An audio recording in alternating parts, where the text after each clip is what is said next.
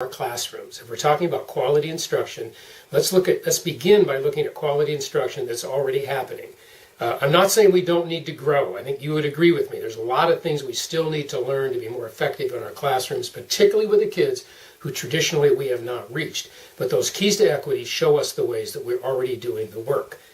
Now, what we're going to do to close out the session is look at a model that I call the achievement triangle, which is on your next page, the second page in your packet. There's 3 pages of this, and I'm going to talk our way through the achievement triangle. And I want you, as I'm talking, to be thinking of the stories you just told and your keys to equity and see where they link in terms of the achievement triangle. And if you look at the figure 7.1, and by this way, this comes from my book, We Can't Teach What We Don't Know, chapter 7 of the second edition. So if you do want to get much more depth on the achievement triangle and you have a copy of that book, you can find it there. But figure 7.1 on your second page, the base of our achievement triangle, and this is what we do to increase the likelihood that our kids will achieve successfully. The base of our triangle is knowing our practice. This is a lifetime of learning in itself. Each of us, whether we're a pre-K teacher, kindergarten, elementary, primary, middle school, high school, knowing our practice, our content area, our pedagogy, knowing the history of public education and where we are in school reform, all the things that we learn in pre-service and that we continue to learn mostly in our actual practice. So knowing our practice is the foundation. I assume that you in this room know your practice. You're good teachers with your practice. I think the neat thing we need to acknowledge in diverse settings is that's not enough. In other words, I can have a PhD in math and know everything there is to know about math theory, and yet not be effective in communicating that to kids in front of me. So the issue is not just knowing our practice or content knowledge. The issue is much deeper. The right side of your triangle is about knowing our students, and particularly in diverse settings.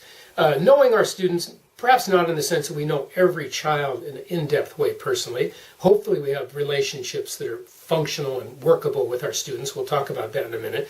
But knowing our kids means knowing the differences they bring, paying attention to who they are, not having a fantasy in our own heads that all kids come to us the same. Knowing our kids is the willingness to engage with who our kids really are, to have some sense of their story, their background, their culture, what that means to them. That's that side of the triangle. If you look at the left side of the triangle, that's knowing who we are. I spoke earlier about myself growing up in a predominantly white, middle-class, English-speaking Christian community, and I end up teaching in highly diverse settings. It's not that I can't be effective, but I need to know my own history. I need to know my own limitations. I need to know some of my own assumptions, biases.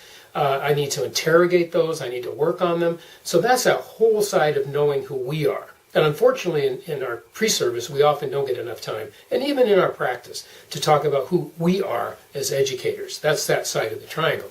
Now we go to the 7.2, which is the next page, and you see the vertices, or the points where where the triangle connects.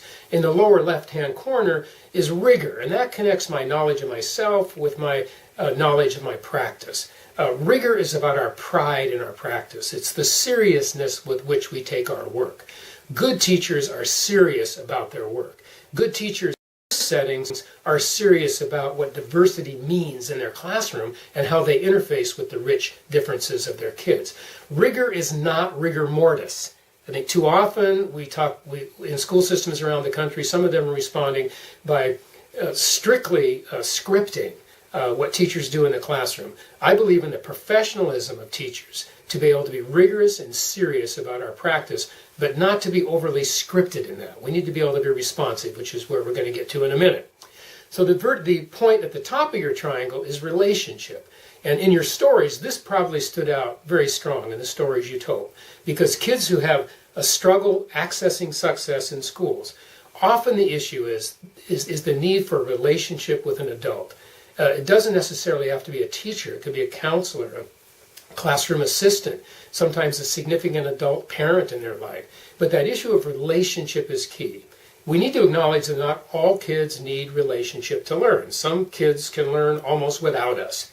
They come set, they come almost front-loaded to learn, and relationship is not the highest priority for them in terms of their learning. But what I've noticed in my practice and also from research is the kids who come with real challenges around race, ethnicity, family background, values about education, language issues, learning style issues. Kids who've been hurt in their own lives, in their own identity development. The kids who we're trying to reach, in other words, in 21st century school reform, often those kids have a much higher valence or need for relationships. So you probably saw that surfacing in your stories, where the adult reaching out to connect with the student in a real way was the key. And in the bottom right-hand corner is responsiveness. So through our relationship, we were able to be responsive to who kids really are. And we can't do that without knowing who the students are, and we can't really do it without knowing who we are. So those are the three vertices in the second version of your triangle 7.2. And now if you go to the third layer, this is really a three-layered model, we look at the connections between those vertices. So on the left-hand side, the issue of passion for equity.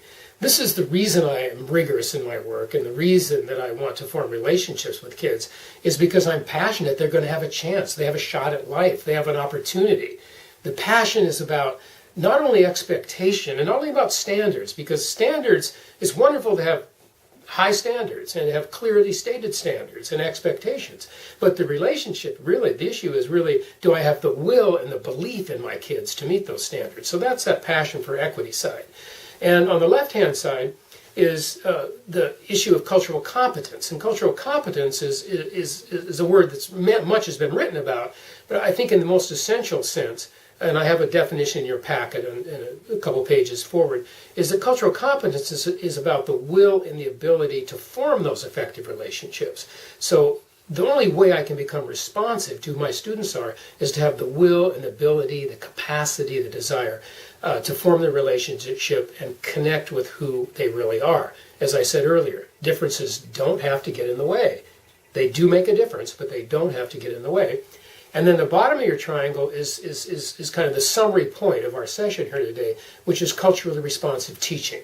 There's also a definition on the following page of culturally responsive teaching, which is teaching in such a way that more of our kids, more of our students, across more of their differences, are more successful, more engaged, more connected at a deeper level, more of the time. And to do this without giving up who they are. We're not asking for assimilation. We want to keep the rich diversity, but to be able to be responsive to that, to those students in the context of who they really are. So the achievement triangle, I encourage you to continue to look at, connect it to the keys to equity, which you shared out and recorded a few minutes ago, and continue to look at this model as you go forward in your teaching for the rest of the year.